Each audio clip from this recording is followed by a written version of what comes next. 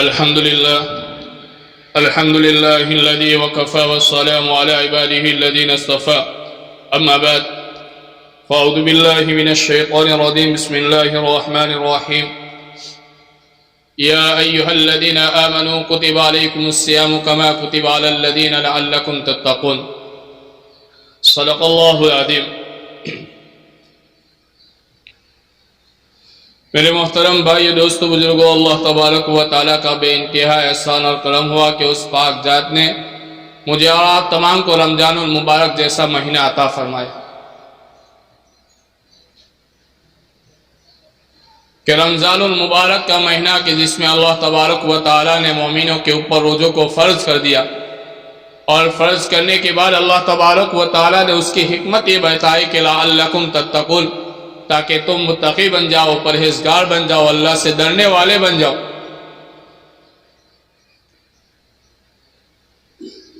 کہ جس طرح روزہ رکھنے کے بعد بندے کا دل نرم ہو جاتا ہے اور نمازوں کی طرف قدم چلنے لگتے ہیں، کہ دن بھر دھوپ میں گھومنے کے باوجود اس کے سامنے پانی ہوتا ہے، کھانے کی چیزیں ہوتی ہے، ان تمام چیزوں کی قربانی کرتا ہے. کیوں؟ کہ اس کو اللہ تبارک و تعالیٰ کا دل کے اندر خوف ہوتا ہے. چاہے وہ اکیلا بھی گھر کے اندر رہے گا لیکن کسی چیز کو ہاتھ نہیں لگائے گا، کیونکہ اس کو اللہ تبارک و تعالیٰ کا دیکھنے کا خوف ہوتا ہے. یہی ہوتا ہے تقویٰ، کہ اللہ تبارک و تعالیٰ کا خوف دلوں کے اندر آ جائے. میں اور آپ ہم میں سے روزے کے حالت کے اندر بہت سی مرتبہ ایسی حالت میں ہوتے ہیں اکیلے کہ ہم کو کوئی نہیں دیکھتا ہے، لیکن پھر بھی ہم پانی پینے سے رک جاتے ہیں، کھانا کھانے سے رک جاتے ہیں، گالی گلوچ سے رک جاتے ہیں، برے کاموں سے رک جاتے ہیں. کیوں؟ کہ اس کو اس بات کا احساس ہوتا ہے کہ میں روزدار ہوں، روزے کے حالت کے اندر کھا پی نہیں سکتا. حالانکہ اس کو کوئی نہیں دیکھتا ہے اس کے رب کے علاوہ کہ وہ کس حال میں ہے. یہ اس کا تقویٰ ہے، یہ اس کے اندر دل کے اندر اللہ کا خوف ہے. کہ روزوں کی حکمت یہی ہے کہ اللہ تبارک و تعالیٰ کا خوف دلوں کے اندر آئے. لعلکم تتقون، تاکہ تم متقی بن جاؤ، پرہیزگار بن جاؤ. جس طرح رمضان المبارک کے مہینے کے اندر اللہ تبارک و تعالیٰ سے ڈرتے ہو، اللہ تبارک و تعالیٰ کا خوف ہوتا ہے، اسی طرح غیر رمضان کے اندر بھی اللہ تبارک و تعالیٰ کا خوف دلوں کے اندر آتا ہے. رمضان اللہ تبارک و تعالیٰ کی بہت بڑی نعمت ہے. ہر ایک جگہ پر ایک نہ ایک موسم آتا ہے، ایک سیزن آتی ہے. تو یہ نیکیوں کی سیزن ہے کہ اللہ تبارک و تعالی بندے کے لیے شروع ہی سال سے، کہ جب سال شروع ہوتا ہے اس وقت سے اللہ تبارک و تعالی جنت کو سنوارنا شروع کر دیتا ہے. اور اللہ تبارک و تعالی بندوں کے لیے جنت کو سنوارنا شروع کر دیتا ہے. جس طرح مارکیٹ والے رمضان سے پہلے مسلمان رمضان والے جو رمضان کا سامان بیچنے والے آتے ہیں، وہ اپنے اپنی تیاروں میں لگ جاتے ہیں کہ دکان کو سنوارتے ہیں، اچھے سے اچھا مال لگاتے ہیں. دیوالی پہ غیر لوگ سجاتے ہیں اپنی اپنی دکانوں کو. اس طرح رمضان میں اللہ تبارک و تعالی جنت کو سنوار دیتے ہیں کہ جنت کے طلبگار اس مہینے کے اندر اللہ سے مانگیں گے. لیکن میرے بھائیوں، رمضان صرف بھوکا رہنا، پیاسا رہنا اور کھانے پینے سے رکنے کا نام رمضان اور روزہ نہیں ہے، بلکہ ہر چیز کا روزہ اور زندگی بدلنے کا ابتدا کرنا. کہ اس مبارک مہینے کے اندر جس طرح ہم کسی کا برا نہیں چاہتے، کسی کے ساتھ برا نہیں کرتے، نمازیں نہیں چھوڑتے اور غیر دوسرے برے کام نہیں کرتے، اسی طرح رمضان کے علاوہ بھی پورے سال کے لیے اس بات کا عہد اور پیام لینا کہ انشاءاللہ جس طرح ہم نے رمضان المبارک کا مہینہ نمازوں کی پابندی کے ساتھ گزارا، نیک کاموں کی پابندی کے ساتھ گزارا، قرآن کریم کی تلاوت کے ساتھ گزارا، تو ارادہ کرے کہ پورا سال بھی ہم اس طرح گزاریں.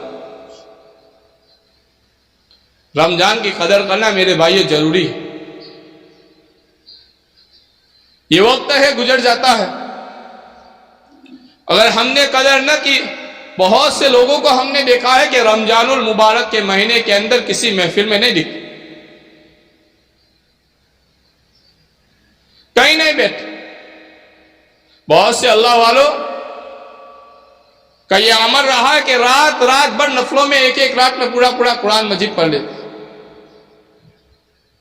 اور رات رات بھر آگے پڑھنے والا پڑھتا رہتا تھا، پیچھے سننے والے کھڑے رہتے تھے،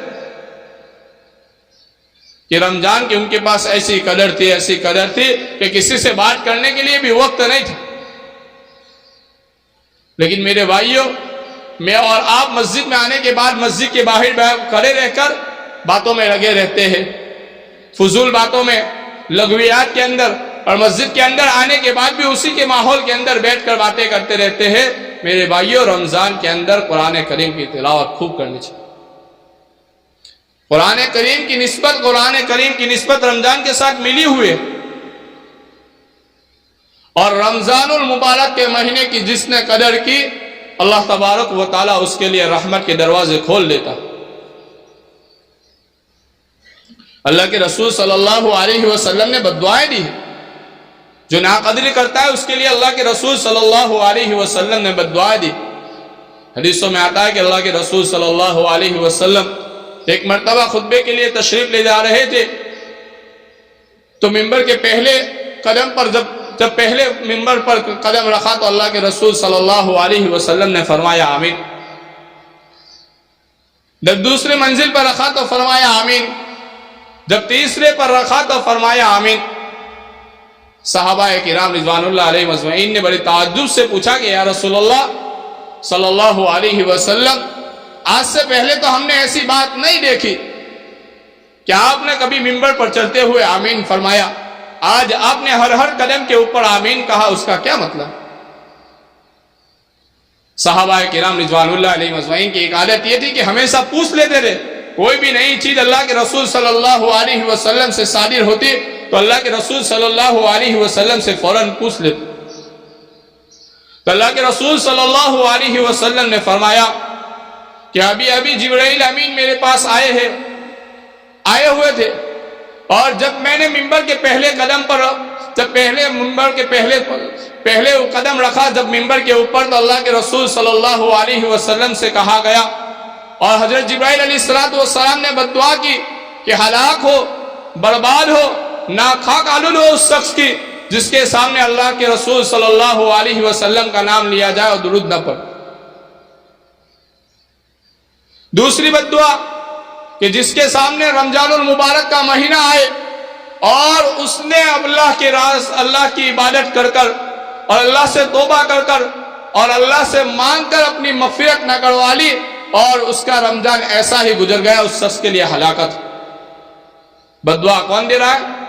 حضرت جبرائیل علیہ السلام بددعا دے رہے کہ ہلاک ہو، برباد ہو وہ شخص جس نے رمضان المبارک کا مہینہ پایا اور اس نے اپنی مغفرت نہ کر۔ اور آمین کون کہہ رہا ہے؟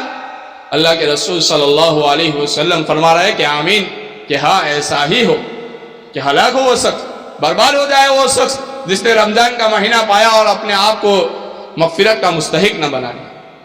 میرے بھائیوں، سے بات یہ پتہ چلتی ہے کہ اللہ کے رسول صلی اللہ علیہ وسلم جیسے کریم ذات کے نزدیک بھی ان لوگوں کے لیے بددعا ہے جو رمضان المبارک کے مہینے کے اندر بھی اپنے آپ کی زندگی کے اندر مست لگے ہوئے، کہ 2-4 دن نمازیں پڑھ لی پھر نمازوں کا کوئی ٹھکانہ نہیں، 2-4 دن تراویح پڑھ لی پھر مسجدوں سے غائب ہو گئے، کہ پہلے دن حاضری دی پھر آخری دن میں حاضری دیں گے 27 کے بعد، کہ الوداع جمعہ میں انشاءاللہ حاضر ہو جائیں گے، یہ ہے رمضان کا مقصد؟ نہیں میرے بھائیوں، جس کی رمضان جس طرح گزرے گی، جو چاہتا ہے کہ میرا پورا سال اچھی طرح گزرے، میں پورے سال نمازوں کی پابندی کروں، قرآن کریم کی پابندی کروں، اللہ کا ذکر کے ساتھ گزاروں، اللہ کے ساتھ میرا تعلق وابستہ رہے، اس کو رمضان المبارک کی پوری قدر کرنی پڑے گی۔ جس کا جیسا رمضان گزرے گا اس کا پورا سال ایسا ہی گزرے گا۔ اگر رمضان کے اندر ہم نے نمازوں کی قدر نہ کی، روزوں کی قدر نہ کی، تلاوت کی قدر نہ کی اور تلاوت نہ کی، تو غیر رمضان کے اندر سے کیا ہی تصور کیا جاتا ہے کہ آپ آ کے قرآن کریم کی تلاوت کرو گے؟ کیا ہی تصور کیا جاتا ہے کہ آپ اپنی محفلوں کے اندر بیٹھ کر وہ رونق چمک والی محفل کو چھوڑ کر اللہ کے گھر تک آؤں گے؟ جبکہ یہ ماحول بنا رہتا ہے کہ ہر کوئی مسجد کی طرف چل پڑتا ہے، صبح ہوتی ہے، شام ہوتی ہے، مسجدوں کی طرف چل پڑتے، ایک ماحول کو دیکھتے ہوئے بھی آپ اگر اپنے آپ کو نہیں بدل سکتے تو گہرے رمضان کے اندر آپ سے کیا تصور کیا جا سکتا؟ اور تیسری بد دعا کہ جس نے اپنے والدین کو دونوں میں سے کسی ایک کو زندہ پایا اور ان کی خدمت کر کے اپنے آپ کو جنت کا مستحق نہ بنا لیا، اس کے لیے بھی اللہ کے رسول صلی اللہ علیہ وسلم نے بد دعا دی، اور اللہ کے رسول صلی اللہ علیہ وسلم نے بد دعا دی، اور قرآن میں کریم میں بھی اس کے بارے میں بڑے خطرناک الفاظ کے اندر اللہ تبارک و تعالیٰ نے اس کی تلقین فرمائی ہے۔ وَلَا تَقُلْ لَهُمَا أُفٍّ وَلَا تَنْهَرْهُمَا وَقُلْ لَهُمَا قَوْلًا كَرِيمًا، کہ اللہ تبارک و تعالیٰ کہتا ہے کہ وَقَضَىٰ رَبُّكَ أَلَّا تَعْبُدُوا إِلَّا إِيَّاهُ وَبِالْوَالِدَيْنِ إِحْسَانًا، کہ تمہارے رب نے تمہارے اوپر فرض کر دیا کہ اللہ کے علاوہ کسی کی عبادت مت کرنا اور تمہارے والدین کے ساتھ حسن سلوک کرنا۔ میرے بھائیو، والدین کے ساتھ حسن سلوک کہ اللہ کے رسول صلی اللہ علیہ وسلم اس کے لیے بد دعا دے رہے۔ اللہ کے رسول صلی اللہ علیہ وسلم حضرت جبرائیل علیہ السلام کی بد دعا کے اوپر آمین کہہ رہے۔ میرے بھائیو، اس شخص کے خسارے اور نقصان اور شخص سے برباد ہونے سے کوئی نہیں بتا سکتا جس کے اوپر حضرت جبرائیل علیہ السلام بد دعا دے رہا، اللہ کے رسول کہہ رہے کہ ہاں ایسا ہی ہو، آمین اے استجب، بھائی مانا ایسا ہی ہو، یعنی قبول ہو آپ کی بد دعا۔ فرمایا جس کے بارے میں اللہ کے رسول صلی اللہ علیہ وسلم بد دعا دے رہے اس کا انجام کیا ہو؟ اس کے لیے میرے بھائیو، رمضان کا مہینہ خصوصی طور پر پہلا آسرا رحمت کا، دوسرا مغفرت کا، تیسرا جہنم سے خلاصی، یہ رحمت کا آسرا چل رہا ہے۔ اس میں اللہ تبارک و تعالیٰ کی رحمت برستی ہے، نیکیوں کا بھاؤ بڑھا دیا جاتا ہے، نفل کا فرض کے برابر، فرض کا 70 فرضوں کے برابر اور ایک کا 70 کے برابر اس کا اجرا کر دیا جاتا ہے کہ جاؤ تمہارے لیے نیکیوں کا موسم کھلا ہوا ہے، جو تم چاہو اللہ سے مانگو۔ حدیثوں میں آتا ہے کہ آخری حصے کے اندر ایک فرشتہ منادی اعلان کرتا ہے کہ ہے کوئی طلب کرنے والا اپنی ضرورت، جس کی ضرورت پوری کر۔ لیکن ہم لوگ سحری کھانے کے بعد باتوں میں مشغول رہتے ہیں، 2 منٹ 5 منٹ اتنی فرصت نہیں ملتی کہ سحری کھا کر سیدھے مسجد میں آ کر کم سے کم 2 رکعت 4 رکعت تہجد پڑھ کر اللہ سے کسی سے لیے مت مانگو، کم سے کم اپنے لیے تو مانگو۔ اپنی زندگی کے حالات درست کرنے کے لیے تو مانگو، اپنے لیے تو جنت مانگو، اپنی ضروریات اللہ کسی سے محتاج نہ بنائے زندگی پر، اس کے لیے تو مانگو کم سے کم، کہ چل کسی اور کے لیے نہیں تو خود کے لیے، کہ اللہ میری آنے والے اولاد کہ یہ فتنوں کا زمانہ چل رہا ہے، کہیں ایسا نہ ہو کہ میرے اولاد فتنوں میں پڑ جائے، کہ آگے یہ مستقبل میں فتنوں کا دور دکھ رہا ہے، ایسا نہ ہو کہ میں کسی فتنے کے اندر پڑ جاؤں، نعوذ باللہ ایمان سے ہاتھ دھو بیٹھو۔ آج دیکھو امت کا حال کیا ہو رہا ہے، تم نے یہ سوچ لیا ہے کہ ہم دیندار بن رہیں گے تو ہماری اولادیں بھی دیندار بنی رہے گی، نہیں میرے بھائیو، اس کے لیے تربیت اور ان کے لیے راتوں کو اٹھ کر اللہ سے مانگنا پڑے، ورنہ یہی اولاد تمہاری قبروں کو لات مارتے ہوئی چلی جائے گی کہ میرا باپ زندگی پر دنیا کمایا، آخرت کے لیے میرے لیے کچھ کر کے نہیں گیا، لات مارے گی۔ قبروں پر آ کر درود پڑھنے کے بجائے، قرآن پڑھنے کے بجائے تمہاری قبروں پر آ کر تمہارے اولادیں لاتیں مارے گی کہ یہ وہی باپ تھا جس نے زندگی پر میری دنیا کی فکر کی لیکن آخرت کی فکر ایک ذرہ برابر بھی نہیں۔ ان کی فکروں کے لیے راتوں کو اٹھ کر والدین کو رونا پڑے گا۔ والدین کی دعا اولاد کے حق میں جلدی قبول ہوتی، ان کے لیے دعائیں کرنی پڑے گی۔ یہ رمضان المبارک کا مہینہ ہے اور رمضان المبارک کے مہینے کے اندر اللہ تبارک و تعالیٰ کی رحمت جوش مار کر پکارتی ہے کہ ہے کوئی ضرورت مند جس کی ضرورت پوری کرو، ہے کوئی سائل جس کا سوال پورا کیا جائے، ہے کوئی بیمار جس کی بیماری کو دور کیا جائے، ہے کوئی مقروض جس کا قرض دور کر دیا جائے۔ اور میرے بھائیوں، اللہ کی رحمت جب سامنے سے تم کو پکار رہی ہے اور پہلے آسمان پر اللہ تبارک و تعالیٰ فرشتوں سے کہلاتا ہے کہ جاؤ میرے بندے میں اعلان کر دو کہ ہے کوئی مغفرت طلب کرنے والا جس کی میں مغفرت کر دوں، میرے بھائیوں پھر بھی ہم اپنے آپ کو غافل بنائے رکھے، ہم اپنے آپ کو باتوں میں مشغول کرے رکھے، ہم اپنے آپ کو دنیاوی مشغولوں کے اندر مشغول کرے رہے تو میرے بھائیوں کسی کا کوئی قصور نہیں ہے، ہمارا ہی سب کچھ جانے والا۔ اس کے لیے میرے بھائیوں ابھی رمضان شروع ہے، ابھی کچھ گیا نہیں ہے، اور زندگی کے 30 سال 40 سال 35 سال کسی کے 50 60 سال گزر گئے، یہ رمضان بھی گزر جائے گا، دیر نہیں لگے۔ آج چوتھا ہوا نا، کل 5واں 6واں گنتی میں انگلیوں میں گنتے گنتے چلے جائے گا، ختم نہیں ہوگا، پتہ بھی نہیں چلے گا کہ کب ختم ہو گیا رمضان المبارک کا مہینہ۔ لیکن کم سے کم ہر ایک کا یہ ارادہ ہونا چاہیے کہ ہر دن 3 پارے پڑھوں گا، 3 نہیں تو کم سے کم 1 پارا کہ پورے قرآن کے کریم کی تلاوت اس مہینے کے اندر کروں. نہیں ہوتے، مسجدیں ویران ہوتی. نہیں کہتا کہ آدھی رات کو آ کے پڑھو، کم سے کم اذان کے بعد باتوں میں لگے ہوئے ہو، اذان سے پہلے بار باتوں میں لگے ہوئے ہو، نماز کے بعد باتیں لگے ہو، اس وقت تو پڑھ لو. ایسا نہیں کہتا کہ تم رات دن بھر پڑھتے رہو، رات بھر، لیکن کم سے کم جتنا وقت تم ارادہ کر کے آتے ہو مسجد کے لیے اتنا وقت کم سے کم قرآن کی تلاوت کرو. سال میں 1 مرتبہ رمضان آتا ہے میرے بھائیو، اور رمضان کے اندر ہی تم پڑھ سکو گے. باقی غیر رمضان کے اندر بڑے بڑے حافظوں سے بھی قرآن نہیں کھلتا. پوچھو مولانا، یہ حال ہو چکا، نہیں کھل پاتا ہے، مشغولی ہو جاتی ہے ادھر ادھر. رمضان کے اندر آدمی اپنے آپ کو فارغ سمجھ لیتا کہ ہر کام اپنے کام کو ہلکا کر لیتا ہے، اس کے پاس ٹائم ہوتا ہے. تو میرے بھائیو اس ٹائم کی قدر کرو، قرآن کریم کی تلاوت. قرآن کو پکڑ لیا نا، دنیا کی ساری چیزیں تمہارے پیچھے چلے، یہ یاد رکھنا. قرآن کو پکڑ لیا تو دنیا کی ساری چیزیں تمہارے پیچھے چلے گی. اور مشاہدہ کی بات ہے، یہ کوئی مقولہ نہیں ہے، یہ کوئی چٹکولہ نہیں ہے، بلکہ جس نے بھی زمانے کے اندر قرآن کو سینے میں اٹھایا نا، اللہ تبارک و تعالیٰ نے جس نے قرآن کی قدر کی، قرآن کے ماننے والوں کی قدر کی، قرآن کے پڑھانے والوں کی قدر کی نے، اللہ نے دنیا کو ان کے پیچھے چلایا. ایمان جھکتا ہے تو پوری مسجد کو جھکنا پڑتا ہے، چاہے بادشاہ کھڑا ہو کہ بستی کا کوئی بھی کھڑا ہو، چاہے وہاں کا سیکرٹری ہو، چاہے وہاں کا پردھان ہو. لیکن امام رکوع میں جائے نہیں کہے کہ میں تو پردھان ہوں نہیں جاؤں گا، تو ہوگی نماز؟ ہوگی نماز؟ نہیں ہوگی. میرے بھائی اللہ کو دنیا تمہارے تابع کر دی، لیکن قرآن، ہم سے قرآن چھوٹ گیا. عوام میں سے ایسا نکلا کہ جیسے قرآن اور عوام جانتے ہی نہیں ہے کہ قرآن کیا چیز ہے. خاص کر یہ مصیبت آنے کے بعد تو قرآن ایسا دور ہو گیا کہ اللہ حفاظت کرے. پہلے ہمارے گاؤں کے اندر سے رات بھر، میرا گھر ایک دم مسجد سے قریب ملا ہوا ہے، دیکھا ہے آپ ایسا، رات بھر قرآن کے پڑھنے کی آوازیں آتی تھی. رات بھر وہ پڑھنے والے اللہ کو پیارے ہو گئے، نئی نسلیں آئی تو ان کے اندر سے قرآن رخصت ہو. اور خیر و برکت کے دروازے ایسے کھولے کہ جو مزدوری کرنے والے تھے ان کے گھر کے اندر آج مزدور پڑے ہوئے، جو خود کسی جگہ نوکری کرتے تھے آج ان کے یہاں لوگ نوکری کر رہے. اللہ نے دین کے بدولت لوگوں کو ایسا نوازا ہے. اگر دین زندگی سے چھوٹا، ان کے دلوں کے اندر قرآن کی عظمت آئی. میں اپنے گاؤں کا حال سناتا ہوں کہ جس گاؤں کے اندر مؤذن اذان دینے کے بعد لوگوں سے کہتا تھا کہ آ جاؤ نماز پڑھ لو، وہاں کوئی آدمی نماز پڑھنے والا نہیں تھا. لیکن ان کے اوپر محنت کی، انہوں نے قرآن کی قدر کی. الحمدللہ شاید ہی کوئی گھر ایسا ہوگا جہاں کوئی حافظ نہیں ہو، شاید ہی کوئی خاندان ایسا ہوگا جہاں حافظ نہیں ہو.